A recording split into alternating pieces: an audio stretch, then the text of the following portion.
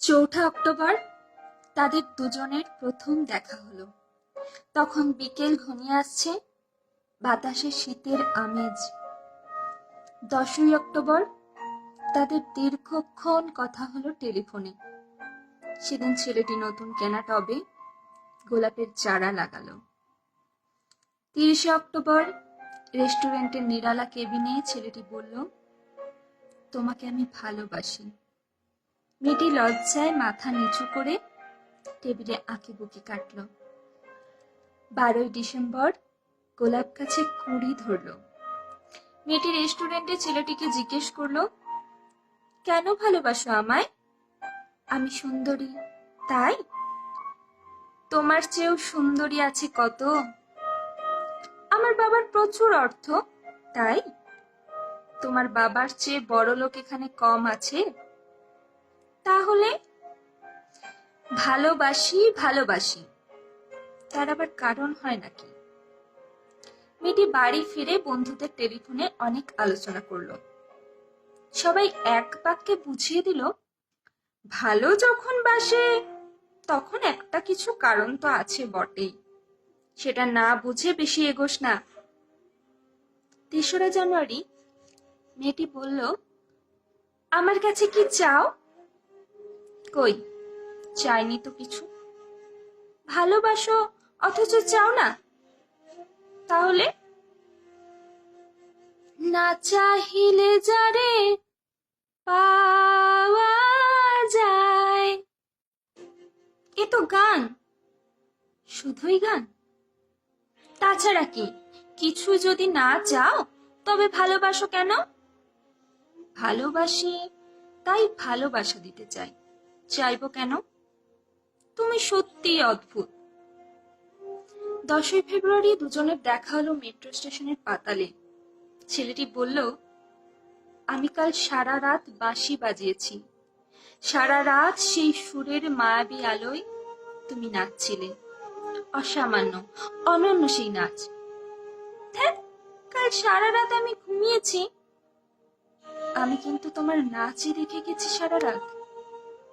তোমার বাঁশি একদিন শুনতে হবে। 12ই মার্চ ছেলেটি বাঁশি বাজালো। মেয়েটি শুনল। সময় থমকে রইল অনেকক্ষণ। বাঁশি যখন থামলো, মেয়েটির 2 চোখ ভরা জলে বলল, বাঁশি শুনতে শুনতে আমার ঘুম এলো আবেশে। আমি দেখলাম আমি নাচছি, মেঘের মাঝখানে তারাদের পাশে আমি নাচছি। আকাশে ফুলের গন্ধ। ডাক্তার আমায় বাঁশি বাজাতে নিষেধ করেছেন। সে কি, কেন? বাঁশি আমায় টেনে নিয়ে যায় স্বপ্নের মধ্যে। ডাক্তার বলেছে, স্বপ্ন দেখে দেখে আমার মস্তিষ্কের শিরা উপশিরায় জট পাকিয়ে যাচ্ছে। তাহলে ভাবছি। 16ই এপ্রিল মেয়েটি বলল, আমার বন্ধুরা বলেছে তুমি খুব ভালো, অসাধারণ, কিন্তু তুমি সৃষ্টি ছাড়া, তোমার স্বপ্ন সব অর্থহীন। আমি জানি। স্বপ্ন টপ্ন ছেড়ে দিতে পারো না তুমি? না। তাহলে তুমি তো আমাকে হারাবে। তোমায় পাইনি তো কখনো। 5ই মে ছেলেটির মস্তিষ্কে অপারেশন হলো। একটু সুস্থ হতে মেয়েটি এসে বলল, ভালো আছো তো? এখন আর স্বপ্ন টপ্ন দেখছো না তো? দেখছি, আরো সুন্দর সব স্বপ্ন। তাহলে তো দেখছি অপারেশনটা আদৌ সফল হয়নি। বাড়ি ফিরে বন্ধুদের ফোন করলো মেয়েটি।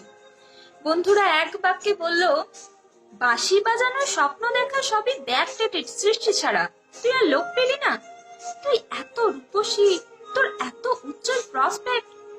ভালো যদি চাস তাহলে শিগগির বিয়ে করে ফেল তোর দাদার সেই বন্ধুকে। উনি তো শুনলাম কানাডাতেই সেটেল করবেন।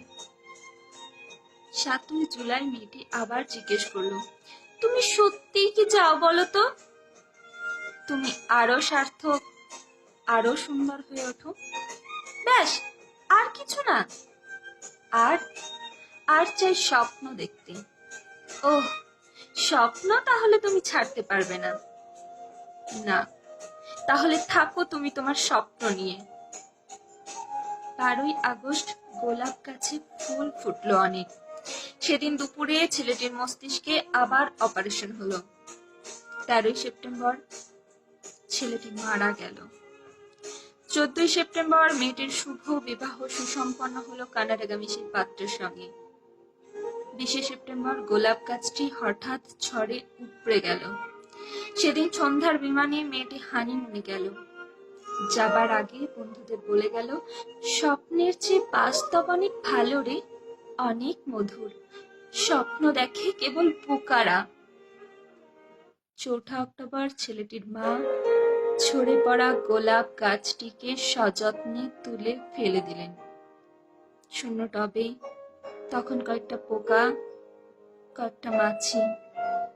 আমরা কেউ জানি না ওগুলো পোকা, মাছি নাকি ছেলেটির স্বপ্ন। আমরা ঠিক জানি না, আমরা কেউই জানি না। নমস্কার।